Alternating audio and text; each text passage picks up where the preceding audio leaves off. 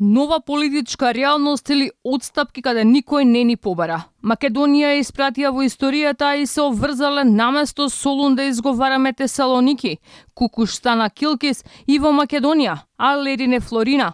Македонската политичка тројка Заев, Димитров и Османија ставија Македонија во јазична стапица, откако македонската влада се испазри за нешто кое не беше ниту предмет на преговори низ годините. По потписот во Нивици пред 4 години, не само во македонските учебници, туку сите грчки географски појми мора да ги користиме онака како што го нарекува јужниот сосед. Откажувањето од топонимите значи и бришање на дел од културата и историјата на еден народ. Категорични се јазичарите. Македонија би била единствена држава која се откажува од своите екзоними на територија на Грција, анализира професорката Илка Јачева Улчар. Практично ние се откажавме од нашето малцинство. Со тоа што сме се откажале од малцинството, излегува дека сме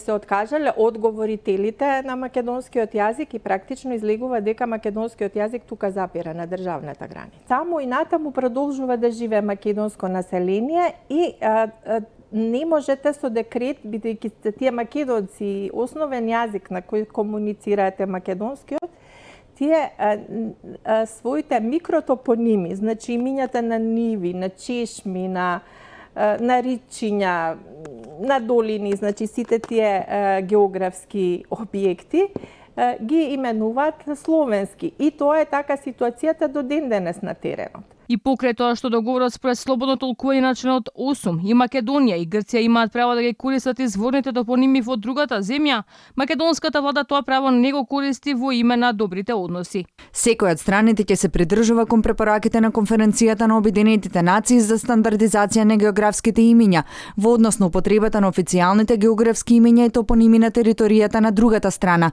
давајќи при тоа приоритет на користењето на ендоними наместо екзоними, стои во член 8 став 4 од договорот со Грција. Но не само во топонимите, тогашниот премиер Заев се откажи од македонците од Егејска Македонија, иако тоа не беше дел од текстот на договорот. На грчката национална телевизија Заев уште пред стапување на сила на Преспанскиот договор порача дека македонците во Грција не се македонци, туку наши пријатели кога одиме во Тесалоники.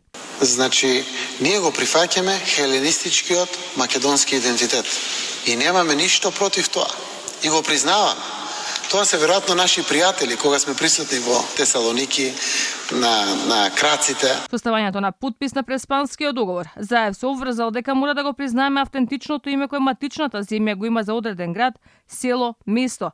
Па на трибини овде во Македонија, Заев за градот Солун употребуваше грчки топоним Тесалоники.